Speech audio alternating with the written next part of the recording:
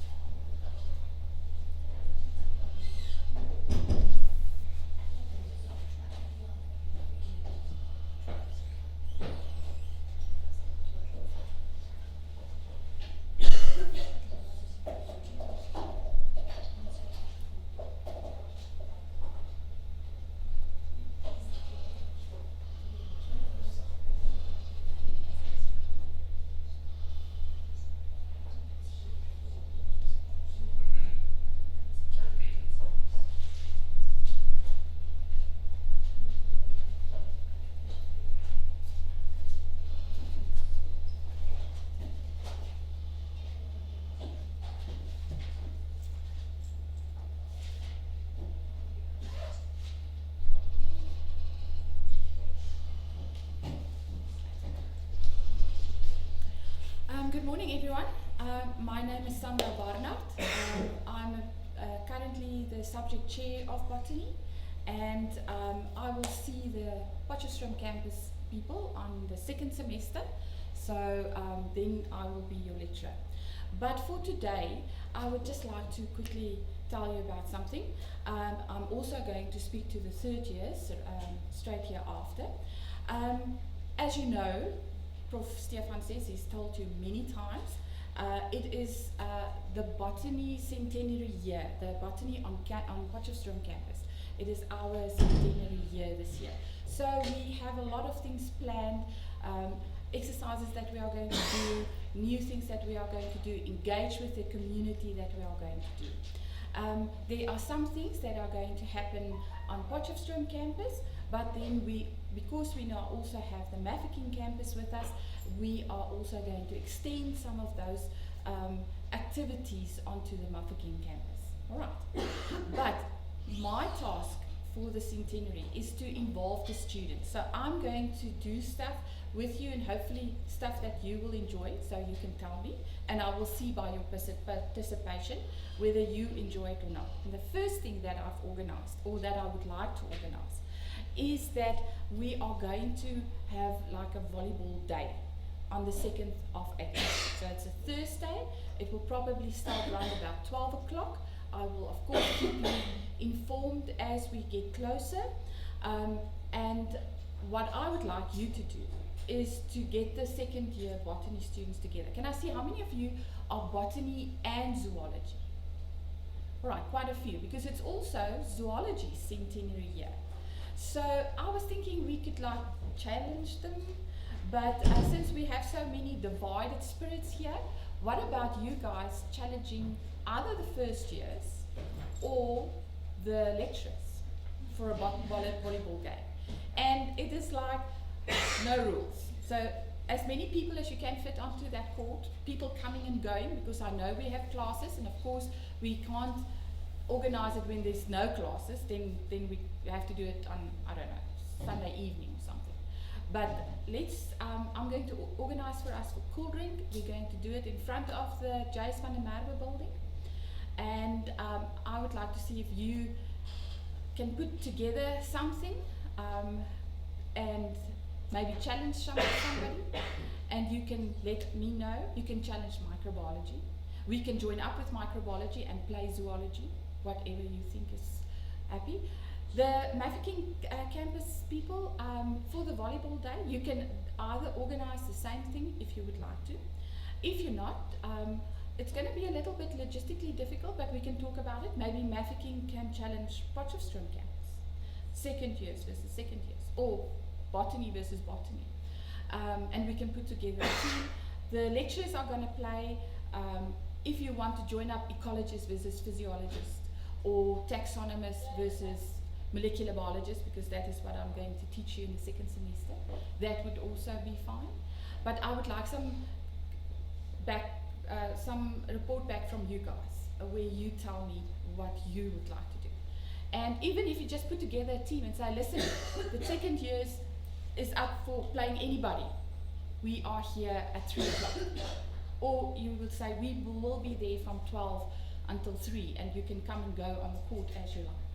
It's just a fun day, and just a day where we get to know each other a little bit better and celebrate the fact that we are part of something that is 100 years old, and that is really at the cutting edge of research, and we are out there and we perform very well. So just to celebrate that, and that you can be part of that and have some fun. All right, you all up for it. So I will keep you in touch. I will keep you updated with organization. All I need from you is to take part. All right, and maybe form like a little group and say we are going to challenge the third years, or the first years, or the lecturers for that matter. Remember, we are old, we can only play so many games, so you can't play us all. But we can join up and say, okay, let's challenge honours and zoology, all their lecturers. All right, are you up for that? You think so? Then Mafeking campus, we will get back to you as well, how you can join in the fun. Maybe we can organize your own fun for you. We would just have to sort out the logistics, but I will keep you updated. All right. Okay, great. Thanks. Have a nice day.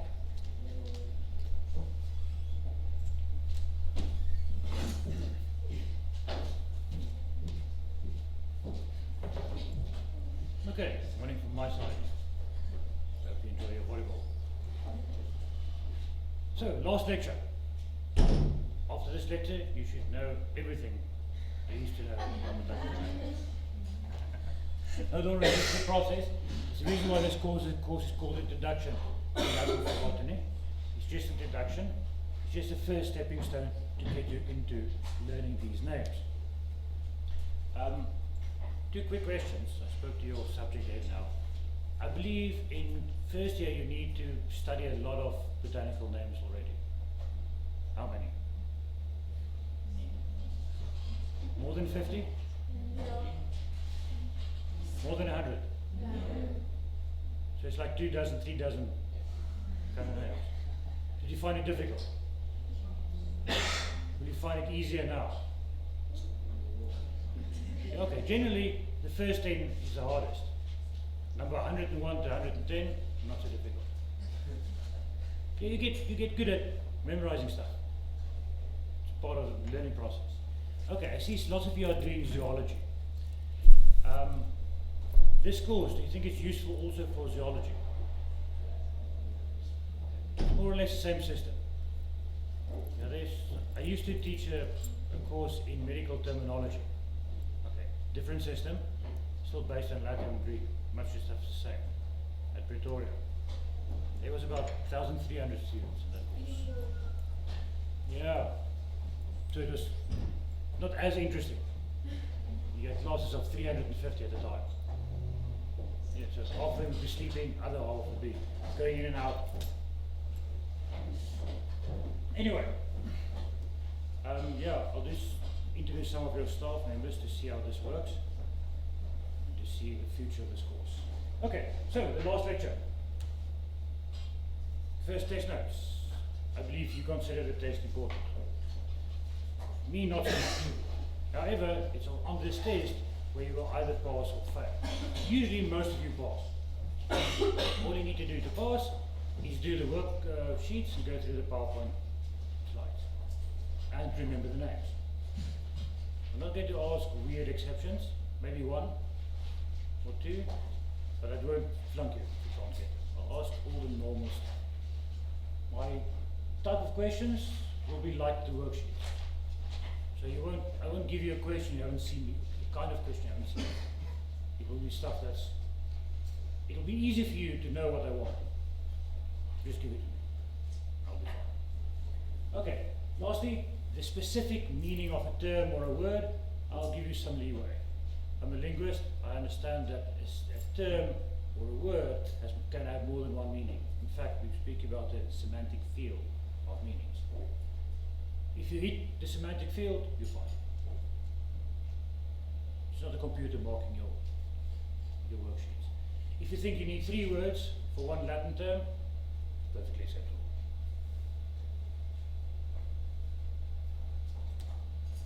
Okay, pronunciation. So before we get to the meat of the stuff, pronunciation. It's added because everybody always asks how to pronounce. Best way to pronounce it exactly the same way as your boss do. Or your professor. Not because it's correct or right, but because if you want to move forward in life, you need your boss to like you. So do what your boss does. Anyway, I'll tell you the correct way, and I'll warn you, don't correct old professors' pronunciation. They don't like it. It's not that important. Most of the stuff you'll find will be written, and you'll write maybe. And writing it down is exact and proper. So first, classical pronunciation, the word stress, where the accent falls in the word. The rule in Latin and in Greek is the second last syllable, except if said syllable is short, then it goes to the third last one, antepenultimate one. The rule is quite obvious actually. The last syllable is usually a case ending. There's no meaning there. You don't want to stress that part. You want to stress the meaning part. So more often than not, the stress of the word will fall on a stem form, on the most important stem form. Because the most important thing of communication is to get a message across, meaning across. So, some example, Washingtonia filifera, Scinus terebinthifolius, Quercus palustris. Petria. There you can see 3 syllables, but a vowel before a vowel is usually short. So the eus, the ea, eum, that's a short I usually. Because it's right at the end of the word, it's not real meaning there. Petria volubilis, dias cortinifolia. Okay, so the word stress. Letters, Latin is very easy. When they invented the Latin alphabet, they decided, okay, we need one symbol for each sound. And that's how they did the alphabet. If you do Afrikaans or English, you have to do some workarounds. There's certain sounds for which we don't have letters. Makes it tricky. Latin, one sound, one letter. So if you read them, read every letter, every sound. Makes spelling much easier too. Okay, so the letter C is a K always. I'll give you an example. That's a nice thing. So we have the Greek word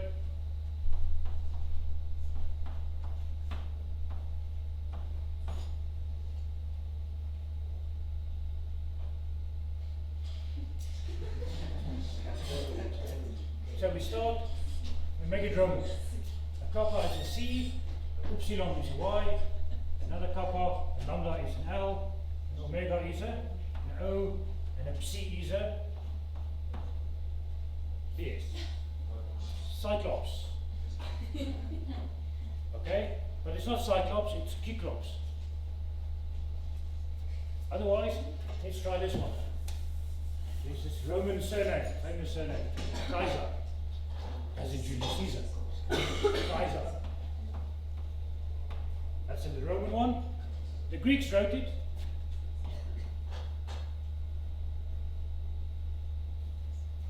Kaiser. That's copper. Okay, so that's why the C is always R, always as in cat. Okay, in English is different. English, we have a C as an S before I, an E and a Y, and some diphthongs. But the C is a sh if you have 2 vowels that are not a diphthong following it, as in mathematician. And the rest of the time it's okay. English is difficult, much harder than that. Okay, other stuff you often find, the double I. Double I in Latin, 2 sounds, E. The first one is short, and that is the last sound of the stem form.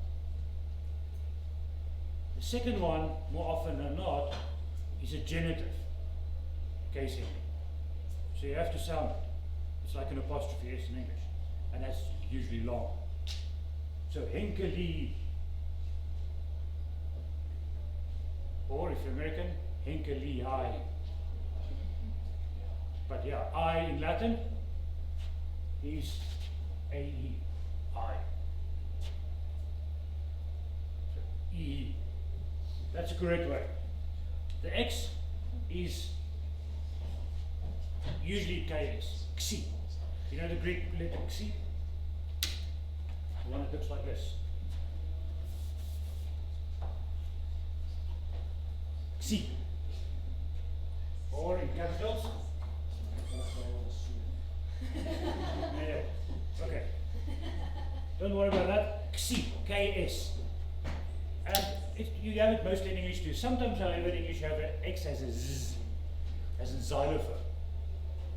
Botanical Latin, we have it as in Roxburghi, X.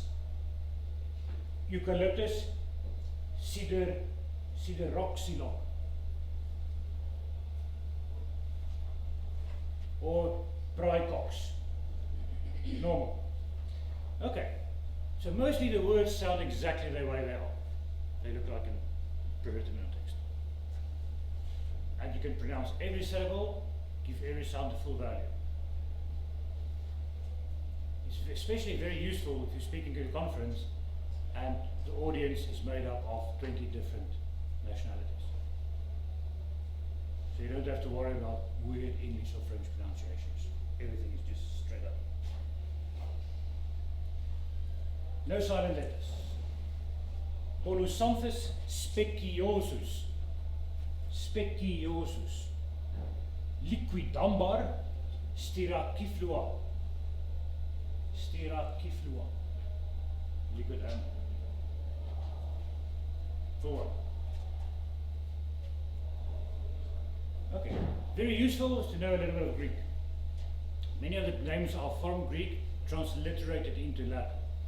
So if a Greek, take a Greek adjective or noun, and they transliterate into Latin, that becomes a botanical name. Now, usually this works quite easily. For each Greek letter there's a Latin one, except for a few.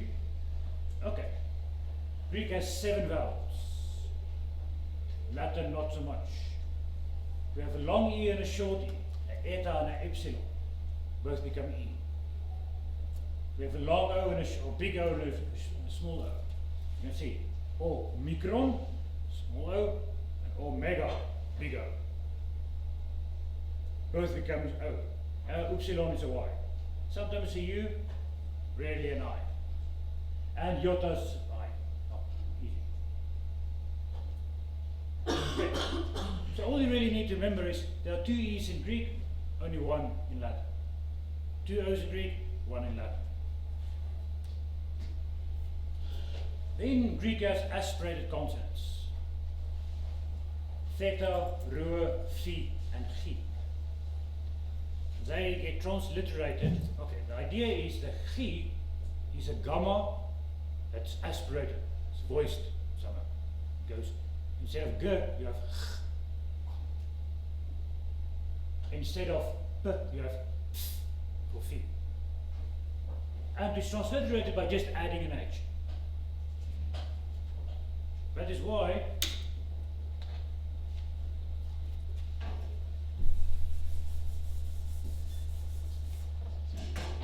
you know this name.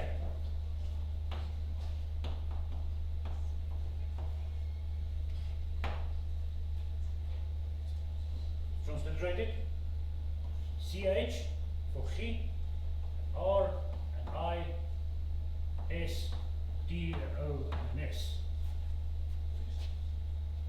See? That's how it works. That is incidentally also where you get this sign. First 2 letters. The chi rho. Okay. So 4 of them in Latin they get an H. The one that's difficult to spot is the rho. That's why we get this funny RH or RRH even in arthritis, rhythm and diarrhea. You have to add the H to transliterate the Greek rho. Because the rho in Greek is always r, like in Afrikaans.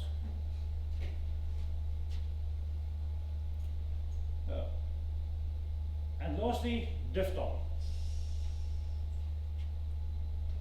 This becomes only difficult when you start speaking American, or spelling American, it sounds the same. So you have a diphthong in Greek, I, one in Latin, I, and the English one is E. English doesn't have an I diphthong in its system. So they just reduce it to a single vowel. The same with oi. Oi in Latin, oi. English is spelled oi, but it's pronounced E, as in amoeba. It's not amoeba. English philosophy for spelling is you spell it the way the Greeks and the Romans spelled it. Because now you know where it comes from, but you pronounce it the way the British pronounce it. The Americans decided, yeah, okay, we'll write it the way the British say it. So they drop all the diphthongs. So amoeba will drop that one. Archaeology will drop the A in American spelling. If you write an American article, put the American spell checker on, hope for the best. They also drop the French words, the French spelling for words like color and honor. Soon there will be another language. We have Indian that will sound almost like English, and American. won't be English at all. Okay. Yeah. One more thing. That "eu" is almost a prefix, isn't it? Yes, it is. "Eu" meaning good, as in eugenics. The other one to remember is the "u." Utopia, just in case you missed it, means no place. Not really good place. It's not a utopia. Utopia. The guy who wrote Utopia, Thomas More, was the first Greek professor in England. And he wrote a book as social commentary. And this ideal place he made up, he called it no place. The point, of course, being that there can't be a place like that. Okay, so people read the book and thought, this is an awesome place. Utopia must mean awesome place. Not so much. Okay, back to stem forms. Any questions on the pronunciation first? Anything I missed? Anything you saw in a botanical name that you thought, this is really weird, well, how should I pronounce this? Not yet. Okay. This might be useful or it might get into trouble. After next week's test, not really my problem. Back to the parts. So, now we're going to try and put everything together. The prefixes, the suffixes, the combining vowels and the stem forms. And I'll try to fit the names to species that actually are easy to translate back into stem forms. It doesn't work like that all the time, but sometimes it does. So, densiflorus, dense and flor, dense for dense, flora for flower, and we get dense flower, Asparagus densiflorus, cat's tail. Did some combining vowels, the I and the O, that's what you need, and I added some more terms there just so you have enough stuff to study. Densiflorus and Xanthufloia, yellow bark. Prefixes, bi and retro. I try to put these into your worksheets too. Just and suffixes. Isimus, the degrees of comparison we did yesterday, and the skins, that SC. Technically it's called an inceptive or inchoative verb. Yeah, it's something in a teaching school. You can take a verb in many languages and add a kind of suffix to it to make it becoming or going towards. For instance, you have a Latin word called senex, old man. And then from senex, you can make a verb, senesco, I grow old, or I grow into being an old man. This is very useful for botanical stuff, because stuff are never really just one color. It grows towards something. It becomes something. It's a very useful term. And if you can make up these terms from nouns, even better. Because there are more things in nature than the Romans had words for. Well, we need more words. No problem, we just make our own. Okay, this is the first example I showed you right in the first lecture. Bispinosa, two thorns, or double thorn. And this is how it's broken up into parts. In your examples in the worksheet, I made the stem forms in capital letters. That is usually how it's done in these terminology books. I'm not going to be finicky about capitals or non-capitals, as long as you break it to the right place. Cut out the case ending at the end, the suffix, stem forms, combining vowel, prefix. If you can distinguish them, then it's easy to go look it up. That's a useful skill to have. Okay, there's another carissa. This one is not Bispinosa, it's Macrocarpa, meaning large fruit. If you compare the two species, obvious way of naming them. And there's one more, I think. No, I'll show you one more a little later. Grandiflora. Would you call those flowers grand? Not so much, huh? Okay, but you have to think within the genus. So in that specific genus, the Abila genus, this is the one with the grand flowers. The specific name is to distinguish that species from other species within the same genus. It sometimes happens that you have very similar names on different, you can have the same specific name in different genuses.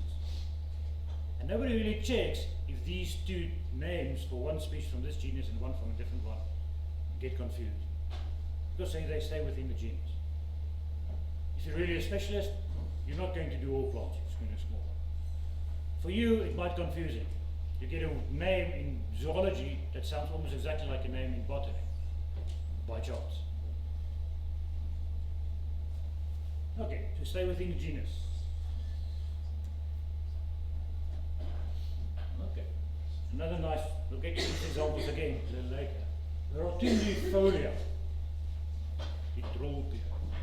Tombea rotundifolia. Folia is a leaf. Rotundus is leaf shape. You can guess what shape the rotundus is. Yeah. Okay. It won't be a problem for you. For people already with Latin, it's a slight problem. In common everyday language, shapes like triangular and round is nice and fuzzy. I mean, people can have a triangular head or a triangular face. But it's not really triangular. If you take one of those pool triangles and put it on the face, it's not really triangular. In botanical terms, botanical names, they try to be much more exact. You want a name that exactly explains what it is. That is why you're not allowed to make up your own stuff before you're at PhD level. Because if you make up stuff, you have to do it correctly so everybody understands. Nice Greek one. Combretum, erythrophyllum. Phylum, leaf. Erythros. What other terms have you had with erythros? We've learned about erythrocytes. But they're not red, are they? No, but they show up red when you dye them under a microscope. Okay, so the red is still important for naming it. Try to use vocabulary from different subjects to enhance your own vocabulary. Everything is Latin and Greek. So the same stem forms you find in microbiology or in medical sciences, you will also find in botany.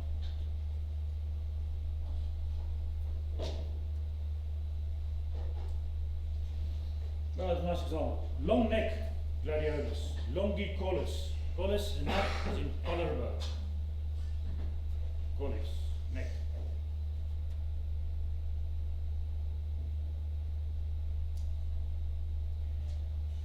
So, ancient names, you just start memorizing them from us. Ancient names of plants. We look at gods and men. Other names.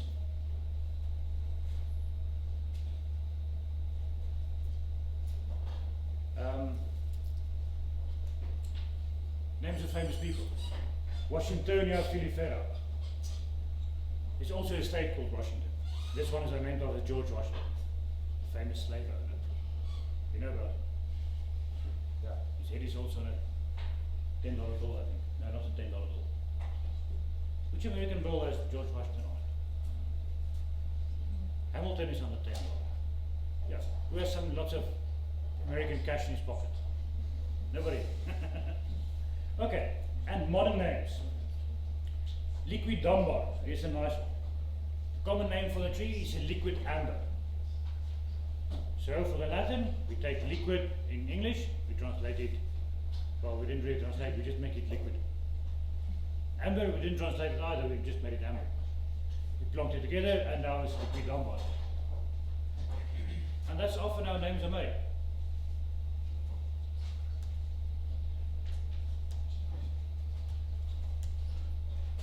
Okay, names of gods. These are interesting and sometimes difficult to understand if you don't know the story. Protea, named after a specific river god, Proteus. This is a god with prophetic powers. Problem is that this guy could change his appearance. So if you want to wring some information about the future out of him, you have to wrestle him. But he might change himself into a gnat or a lion, or a sea serpent, or a mollusk, and then So, this god with all these different shapes was used to describe this genus with all these different shapes.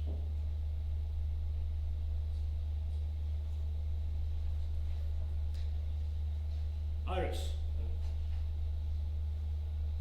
Okay, in Greek mythology, she's a goddess of the rainbow. She's like a lower order messenger, like a WhatsApp messenger among the gods. Important stuff like email was sent by Hermes. Okay, and her name is given to the iris flower and also to that sphincter muscle in the eye, because it usually consists of different colors. Yes. Many of these gods also gave names to planets. Do you know the names of the planets and their moons? Okay, so now, who were the 4 most important lovers of the god Jupiter? Well, you don't need to know the stories. All you need to know is the 4 big moons of Jupiter: Io, Callisto, Ganymede, and Europa.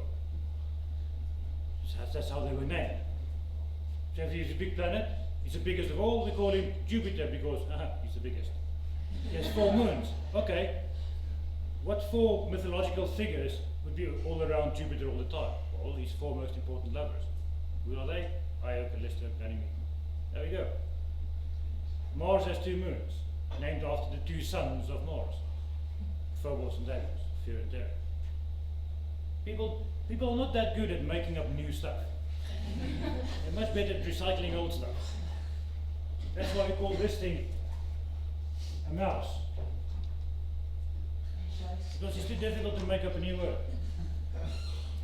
Use an old word.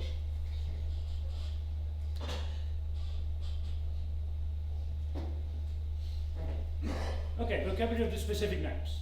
These are mostly combined, 2 stems combined. If you want to describe a species, you need 2 adjectives often. Or a noun and adjective combined, as in grandiflora or ramosissima, or even aquifolia, with leaves like an acorn, aquifolia. Xanthophylla, you can't say the tree with the bark. It doesn't mean anything. All trees have bark. You have to have a color, or a shape, or something. So, common vocabulary. You can divide common vocabulary which you need up into different things. It would be useful to have all kinds of leaf shapes, or tree shapes, or the edges of a leaf, or maybe growth habitat. So let's go through some of them, just to enhance your vocabulary. Leaf shapes, there's the other carissa, Carissa ovata, not named after the black fruit, but after the shape of the leaf. Ovata. See, ovata that side, ovata this side. Reniformis, shaped like a kidney.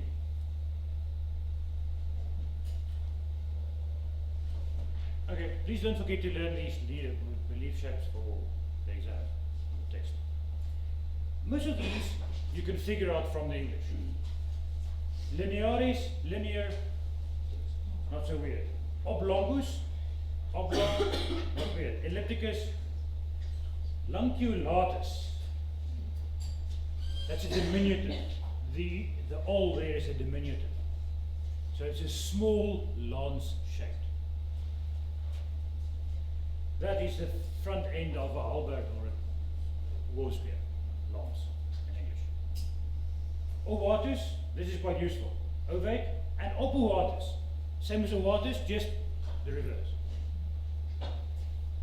Reniformis, spatulatus. Spatulatus, not really a Latin word, spatulate. But if you spend your time in the laboratory, spatula is a common thing.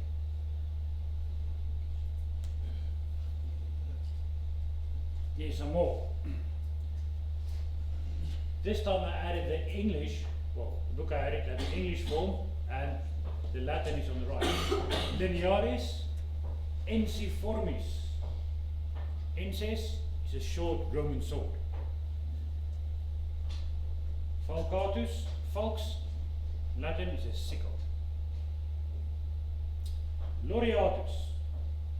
Laureatus Laureatus is like a leather strip shaped. Technically, the Laureatus is one of those leather strips you'd find on a Roman soldier. You must have seen these movies. Those leather strips on the armor, that's Laureatus. Okay. Elliptic, oblong, lanceolate, lanceolate, deltoid. This is a useful one. That oid in the end means resembling or look like. We've had it before. As an android, it looks like a man. Android. Deltoid looks like a delta. You also get a sigmoid looking like a sigma. And there's a sigmoid part of the colon. As that part of the colon looks like a sigma.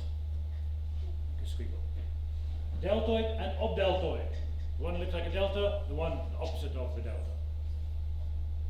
Obvoid, orbicular, oval, ovate, chordate. Chordate, cor for heart.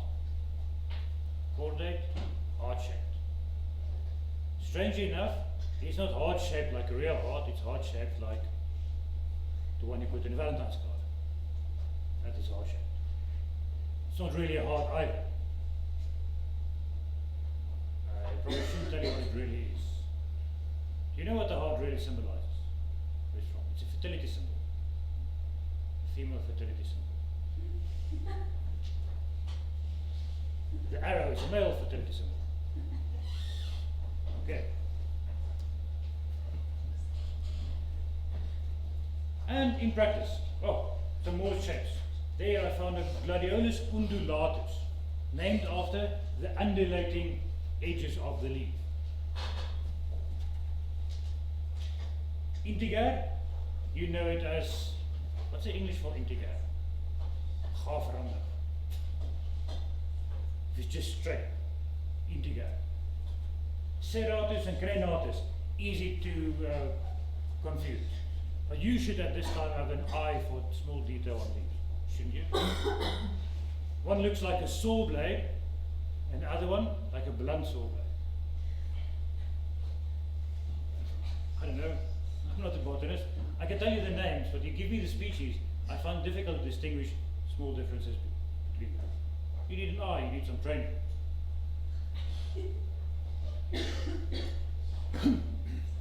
The base of the leaf, there we have cordatus, rotundatus, truncatus, and sagittatus.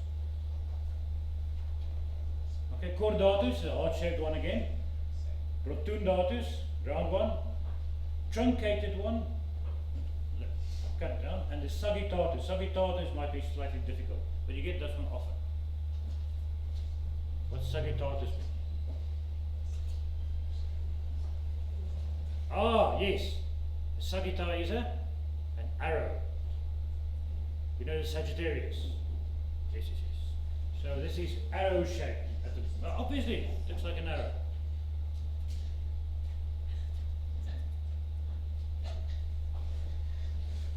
Okay, so shapes. We did sizes yesterday, isn't it? Shapes, how about habitat? Habitat, also not too difficult. There's a montanus, campestris, silvestris, agrestris, aquaticus, palustris. It's a nice box for vocab to go in. You even get a dolomitica, one that likes to grow in dolomite. Stuff where plants usually grow. If you have a small vocabulary of places where plants usually grow, you have enough. Yeah, this is the dolomitica, Ala dolomitica. Chironia palustris, the one that grows in swamps. Or probably, okay, maybe be careful when you just assume stuff from the name. So maybe the bloke found it in a swamp. And he thought, this is typical of swamps.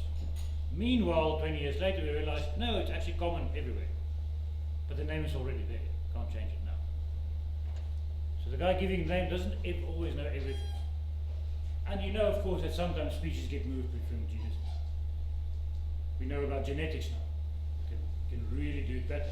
So now you move, or you take one genus, you cut it up into 3. Usually when that happens, people call me, well, we need a new name for this. And I have to make up a new Latin name. Growth habits. Erecta, humilis, humilis, horizontalis. typical. Erecta, self-explanatory. Humilis, humble, smallish. Pumilis, dwarfish. You know the ficus pumilus?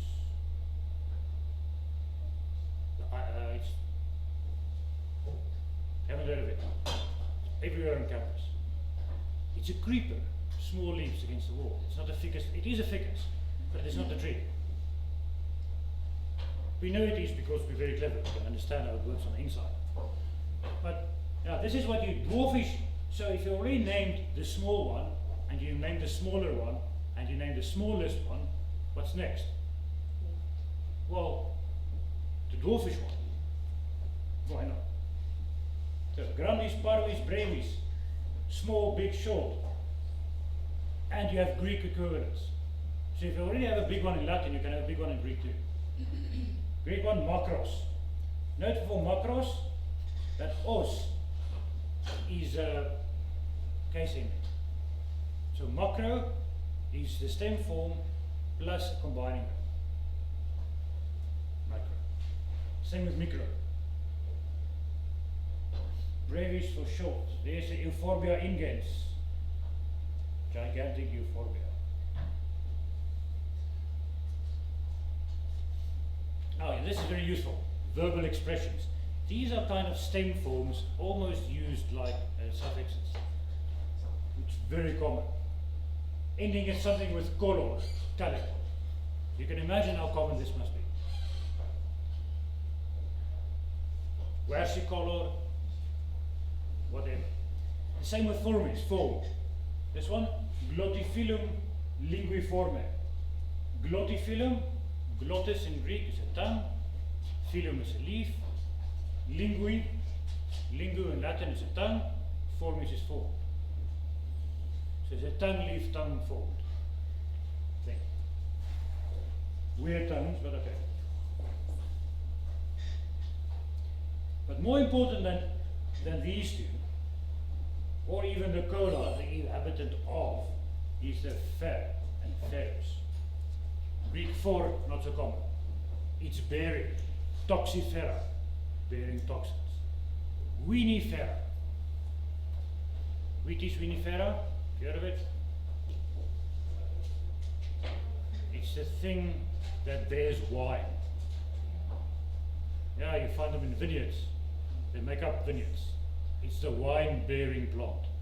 Winifera, bringing wine. Liriodendron tulipifera, it's the one bearing tulips. Filifera, the one bearing hair. Very common, fera. Or ferum, well you get it as fer, ferus, fera, or ferum. It's a nice one to add to your vocabulary. Okay, then for botany specifically, most useful colors. They try to standardize the colors. This is a color chart from Stern, which I got somebody to color, but yeah, okay. Because color is so important, botany has loads and loads of color terms. Some people even use codes to distinguish between colors. But of course you get natural variation between species depending on the soil quality. So, yeah, difficult. No, anyway, many names have colors in them, especially flowering plants. There's Roseus, the bloke who named this specific Catharanthus, regarded that red as a distinguishing characteristic, and he called that Roseus.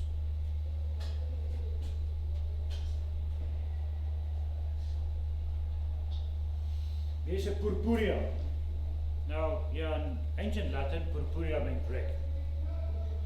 We know this because we know how they dyed their red shirts. They used a kind of mollusk found in the East Mediterranean. And we can do the same and see what color it is, and then we know. It's very seldom that you actually can find this. People usually use colors in which way. However, in botanical Latin, purple is purple. Purpurea is purple. So, there's the Pomoia purpurea. Purpurea, literally the same color as the sky. Kairulia.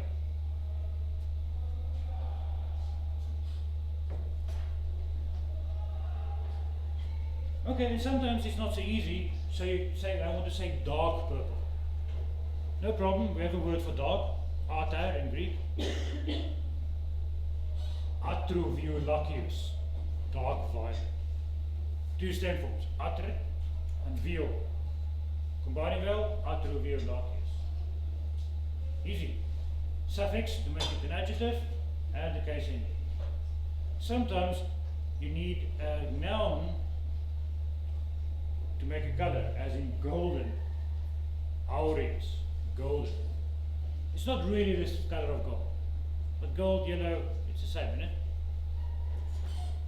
Griseus for grey.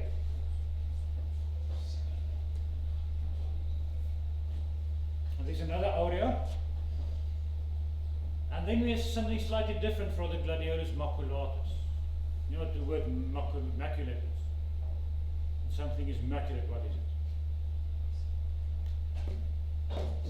Okay, when something is immaculate, what is it?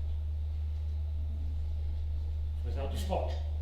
So if it's maculate, it's with spots. Yeah. So that's a spotted gladiolus. Yeah, people try to make the botanical names be self-explanatory. Just have to be slightly smarter. Maculatus. Okay. I have, of course, a vocab list in your appendix. All the stem forms, nicely arranged according to headings, what I believe is very common. So it's like a mini dictionary. And some of them I even gave the Greek too, as in albus for white, or leuk in Greek, and Afrikaans in English.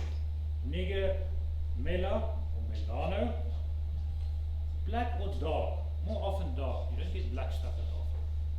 Dark. Luteus, xantha, or yellow.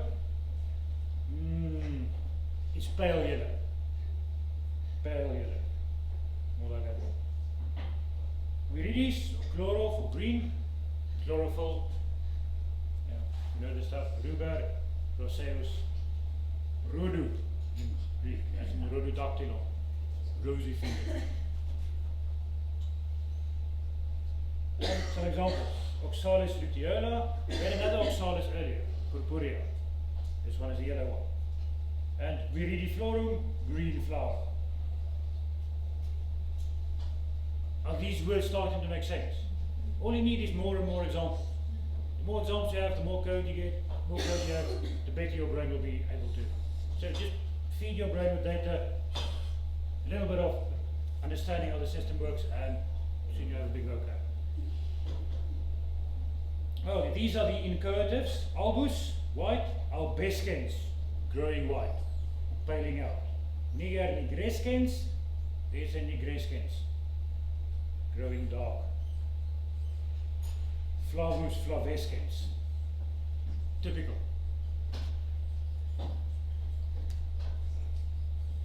So, how do you remember all this stuff? There is an easy way, or an easier way. Try to link it up to existing knowledge in your head. So, akker, for the uppermost or the furthest. You know the word Acropolis. Ancient city, you have a city with a wall, and inside you have another city with a bigger wall. That's usually where the important people stay. It's called the Acropolis, the highest city, highest polis. Okay, if you don't know ancient history, pick another term you already know. Under for man, android, you all know about an android. Under, man. Or arch for the chief, arch enemy, from the Greek archon, king. Arche, okay, important one. This one has an E in this test, means original, an archetype, architect.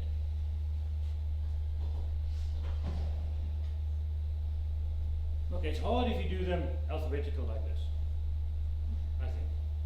Some of you might like it. Okay, so find a way. There are some more. Gyn, female, as in gynecologist. Medi, medial, mega, ne. Important one. Neo is the stem form plus its combining vowel.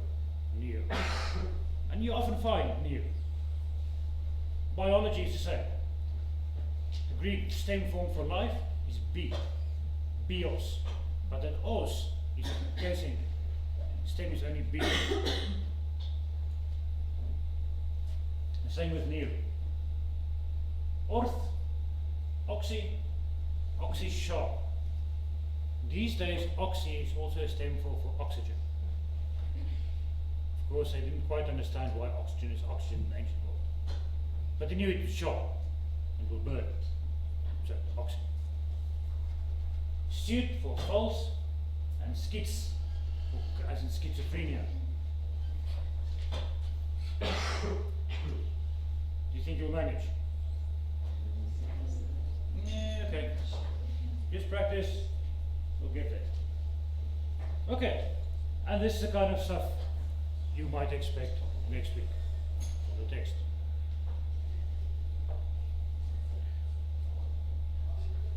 Maybe I have another example.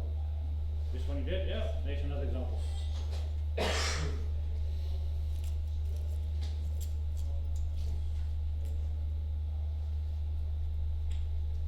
The test will take you 25 to 30 minutes. 2 pages, fill in. If you know your stuff, it'll be easy.